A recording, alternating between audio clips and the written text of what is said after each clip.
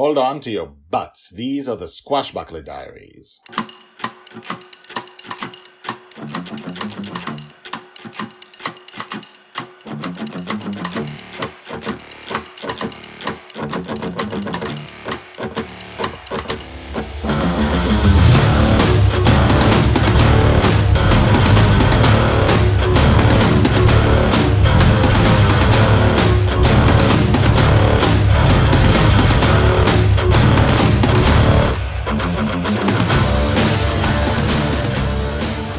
Welcome back. My name is Guy Hasson, and you're listening to the Squashbuckler Diaries podcast. The podcast about the girl who lives in dreams. She lives in her father's dreams. And as I publish each of these episodes, it's always been clear to me, as you know, the arc, the big story of which this is a tiny part. But I do wonder, I published 2 Snot Eater episodes, and I was wondering, what if this was someone's first ever episode? Like, what would they make of this story? Like, how big of a jump would you have to make from listening to the second Snot Eater episode, in which there's a snot eater monster and there's a father who imagines such a monster attacking his daughter, and that thing becomes real and it's in a dream, and the monster wipes the entire deck and Justin, the father, with snot. And it being a 5-minute episode, would they think, is that supposed to be funny? Is that supposed to be serious? If it is funny, is it supposed to, how would you get a handle on the style of whatever this is? So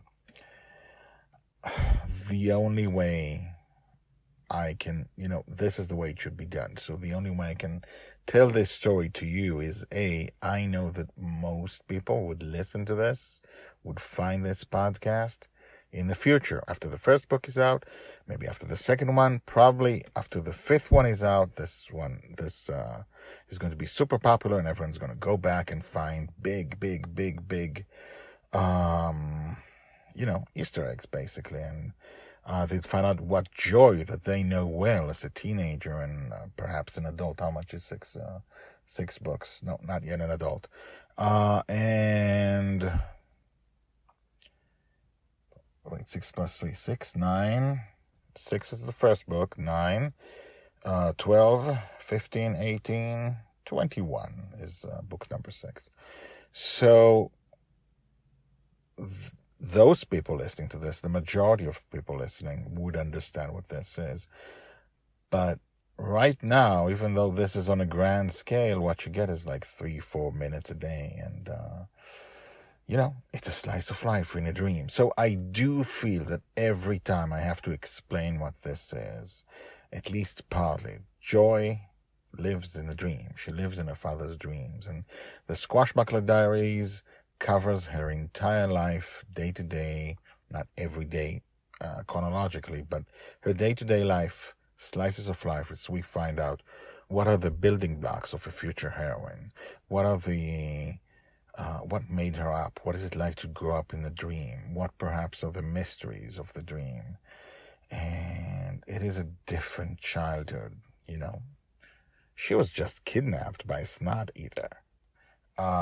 So, that doesn't happen every day. Or ever. So I do feel I have to explain it every day. I do feel that people will not understand the scope of it. And I do know that people will understand the scope of it.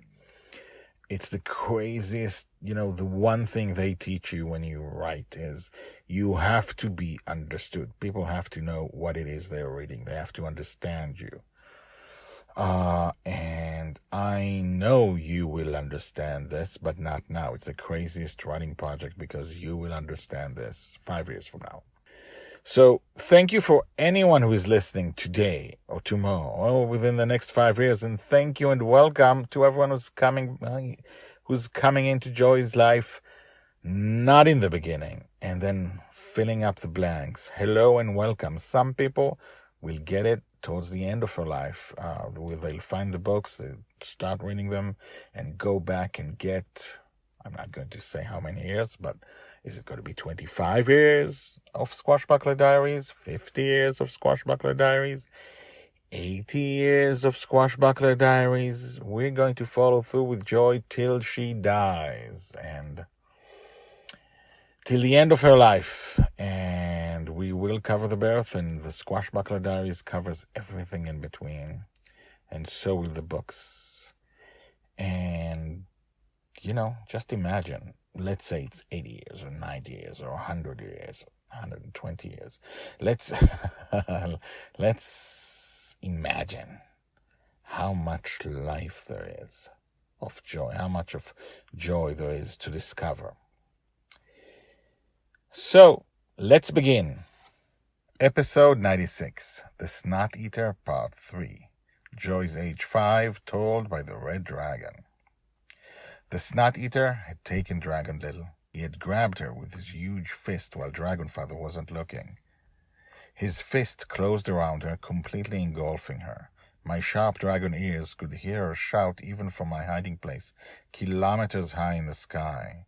But Dragonfather had human ears, and he was too busy trying to get all the green snot the monster had smeared on him. So he did not hear her. By the time he looked around, the snot monster had sunk back in the ocean and swam ever deeper. I could hear her breathing. The air within the Snot Eater's fist must have protected her. Soon they reached the Snot Eater's home. A few minutes ago there was nothing there in the ocean, and now the Snot Eater's home stood on the ocean ground, as if it had always been there. That is the way of the dream. Dragonfather, the dreamer, decides subconsciously on a dream, and the world is formed around it. This one was no doubt inspired by Dragon Little eating her own snot. 2 episodes ago, Guy. The Snot Eater's home was within a bubble of air. I could hardly pierce the ocean's murkiness with my eyes, but I heard them pass through the water and into air as the quality of sound changed. I heard him put Dragon Little down. "You'd better put me right back, Snot Eater," I heard Dragon Little say indignantly and without fright, "or my father will come and get you. He's the greatest squashbuckler who ever lived." Her voice carried itself through the water and into the air. It was dim, almost inaudible to my ears, but I was able to just discern it. "Your father," the Snot Eater hissed, "is disgusted by snot, but we know better, right? We can be friends." We know it is the tastiest food on the planet, don't we? Here, take some of mine. It is the best." I only like mine, thank you." "May I taste some of yours?" Sure." It is not as good as mine. Look what I made for you." There were sounds of things being moved around, things being opened and closed. "Look, a special candy just for you. It's a gum made out of snot. Here, try it. It is the best." "If you're trying to poison me, my daddy will..." "Bah, it isn't poison, it's candy. Here, I'll take one too." "Come on, your daddy will never know. Come on." I could not hear a response and could not hear what happened, but soon there was chewing, and then I heard Dragon Little's voice. Ugh, my teeth are stuck together."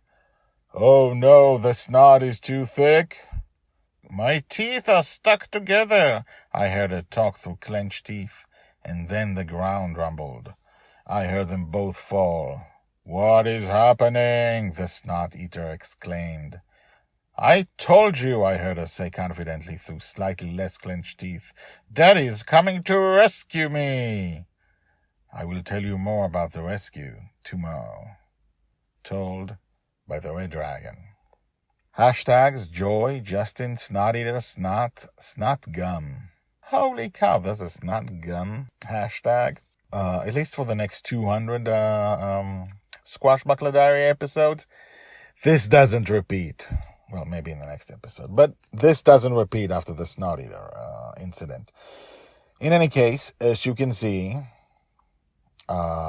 this is hard to see within a context because Justin teaches her a lesson. His dream, his subconscious teaches Joy a lesson. She can't stop picking her nose. She won't stop picking her nose. She won't stop eating her snot. So his subconscious summoned a snot-eating monster that forces her to eat snot and be disgusted with it.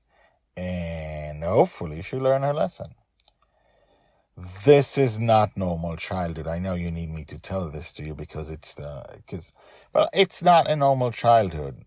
Joy grows up in adventure. Everything around her is defined by adventure.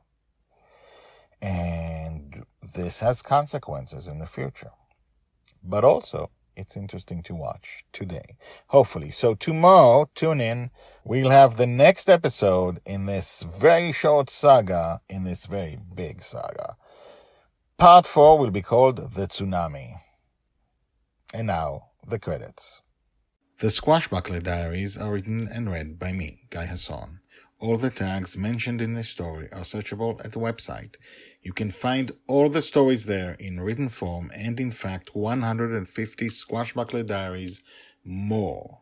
The Squashbuckler Diaries is the diary of Joy Shelley, the girl who lives in dreams. She'll be called the Forgotten Girl by her father. She'll be a true heroine. She'll change the world.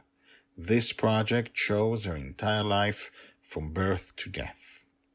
Check out the website at guyhasson.com. That's GUYHASSON.com. I've been an author and a playwright for more than 30 years, and this is the first time I've used the guyhasson.com website because The Girl in the Dream is my life project. If you have questions, if you want to comment, please do. You can comment at the website or email me at guyhasson@gmail.com. That's GUYHASSON @gmail.com. The theme music is called Brass Gentleman and is created by Thomas Howardek. My name is Guy Hasson, and this is my life project. Come back tomorrow, and tomorrow, and tomorrow for more.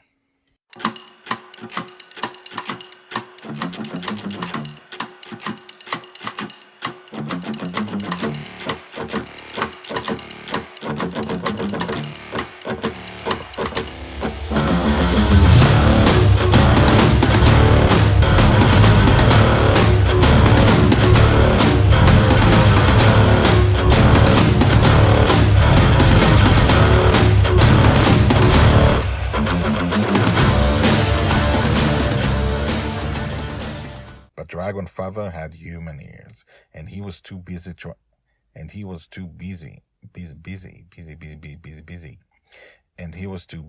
trying to get all the green snot the monster had smeared on him.